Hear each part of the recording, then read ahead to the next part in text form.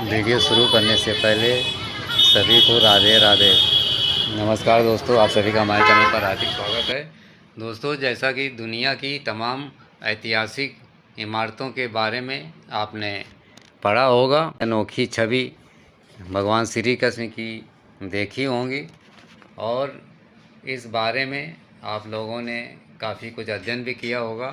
दोस्तों, जैसा कि बांके बिहारी जी वृंदावन में ठाकुर बांके बिहारी के नाम से जाने जाते हैं और ये मथुरा से करीब 8 से 10 किलोमीटर की दूरी पर विराजमान है।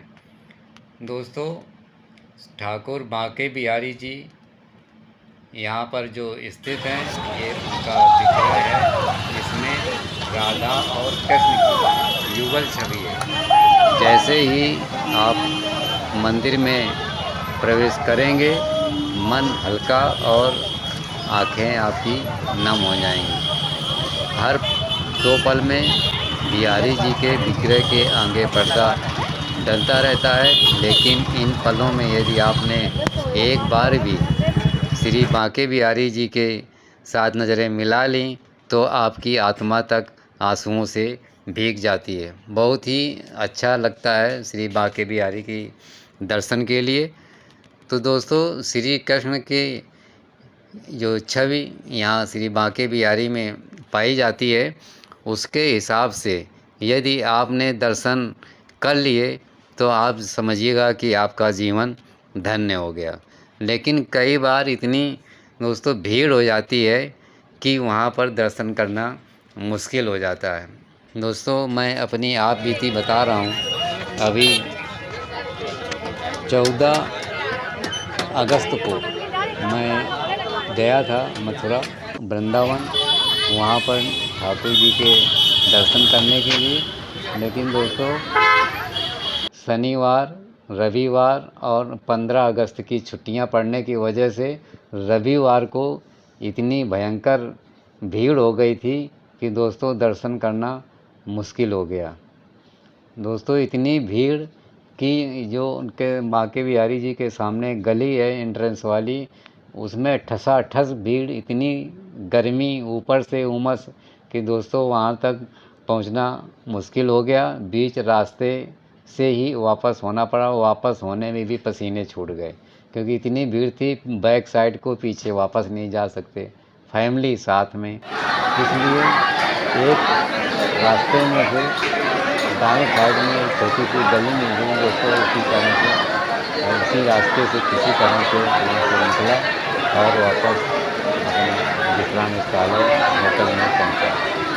लेकिन तब तक गर्मी से इतना बुरा हाल हो गया कि दर्शन करना तो दूर, दोस्तों हालत ख़राब हो गई इतनी गर्मी से। लोगों का यही कहना है कि ज़्यादातर शनिवार, इतवार या कोई छुट्टियां पड़ रही हैं, कोई त्यौहार पड़ रहा है, तो ऐसे समय में श्री ठाकुर जी के दर्शन करने के लिए वृंदावन कम ही जाना चाहिए। जिन लोगों की हिम्मत है वो तो दर्शन करने अवश्य जाएं, लेकिन ज़्यादातर इस तरह के टाइम को बचा करके दूसरे समय में जाएं तो आपको दर्शन ज़रूर हो जाएंगे। मैं दोबारा फिर जाएंगे दर्शन करने। और सबसे बड़ी बात ये रही कि इतनी भीड़ में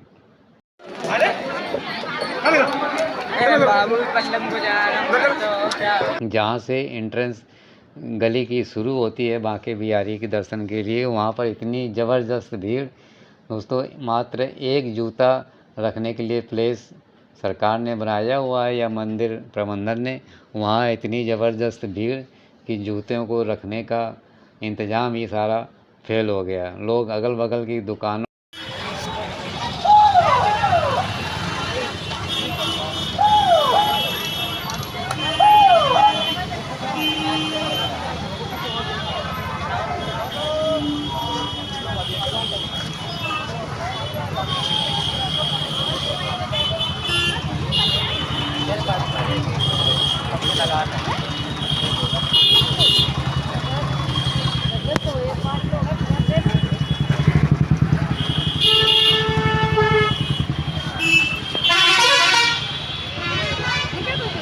में नीचे जूता चप्पल रखे और वो ऐसी हालत हो गई दोस्तों कि जूते चप्पल रोडों में बिखरे दिखाई, किसी को जूते अपने मिले, किसी को नहीं मिले।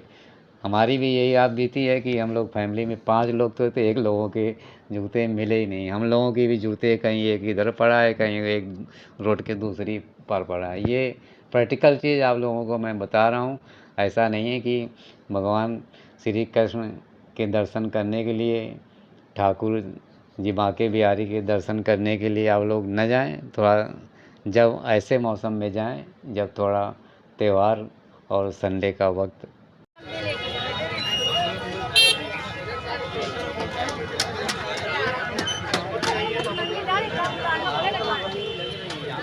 ना हो, तभी आप फैमिली से अच्छे से दर्शन कर पाएँ।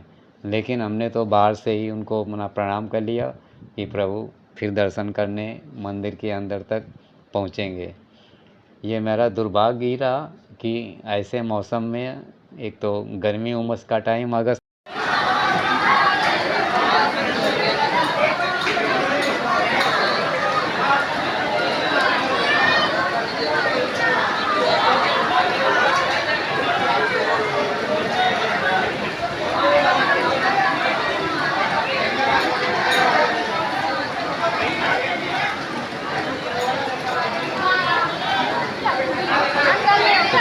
और संडे के दिन वहाँ पर पहुँचा, इसलिए ज़बरदस्त भीड़ होने की वजह से दर्शन नहीं हो पाए। भगवान श्री कृष्ण से हम यही उम्मीद करते हैं कि वो आशीर्वाद दें कि उनके दर्शन हम लोग प्राप्त कर सकें। दोस्तों, आप लोगों को मेरी तरफ से शुभकामनाएँ श्री बांके बिहारी जी कि आप सभी को शुभ आशीर्वाद प्रदान करें। राधे राधे।